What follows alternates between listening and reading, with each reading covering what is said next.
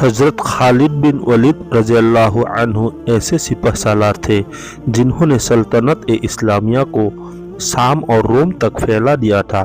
फौज से निकलने के बाद आप चुप रहने लगे थे।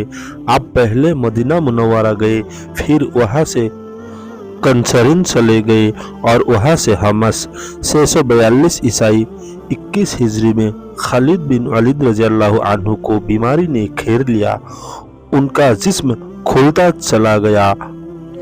एक रोज एक दोस्त उन्हें देखने आया। गौर से देखा, खालिद रज़ियल्लाहु अन्हु ने उसे अपना जिस्म दिखाया। क्या तुझे मेरे जिस्म पर कोई ऐसी जगह नजर आती है जहाँ जख्म का निशान न हो?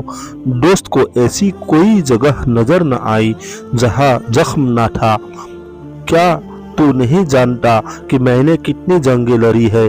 खालिद रज़ियल्लाहु अन्हु ने कहा, फिर मैं शहीद क्यों न हुआ? मैं लड़ते हुए क्यों न मरा? तू मैदान जंग में नहीं मर सकता था अबू सुलेमान।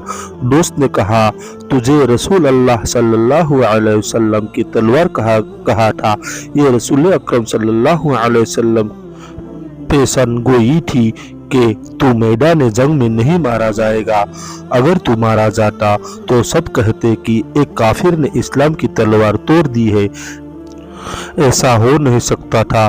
तू इस्लाम की शमशीर बेनियाम था। वफात के वक्त खालिद बिन वलीद रज़ियल्लाहु अन्हु की उम्र 58 साल थी।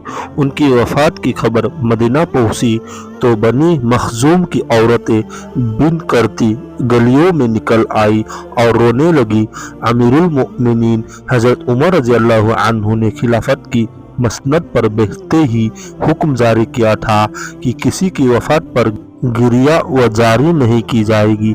उनके इस हुक्म पर सख्ती से अमल होता रहा था, मगर खालिद रज़ियल्लाहु अन्हु की वफात पर औरतें घर से बाहर आकर बिन कर रही थी।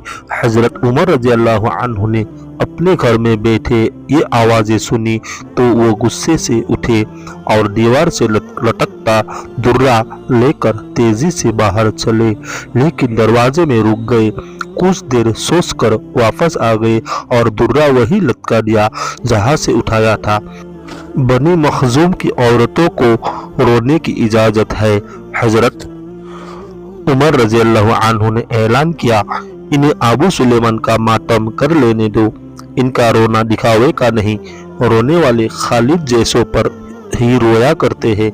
हमस में बड़ा हसीन बाग है, फूलों के क्यारे हैं, दरमियान में रास्ते हैं, दरख्त है। इस बाग में एक मस्जिद है जो मस्जिद खालिद बिन वलीद रज़ियल्लाहु अन्हु के नाम से मशहूर है। बहुत दिलकश मस्जिद है। इसी मस्जिद के एक कोने में खालिद रज़ियल्लाहु अन्हु की कब्र मुबारक है। हजरत खालिद बिन वलीद रज़ियल्लाहु अन्हु की दास्तान शुजाअत जानने वालों को आज भी जैसे इस मस्जिद में जाकर ललकार सुनाई देती है, अना फारस उल जदीद, अना खालिद बिन वलीद।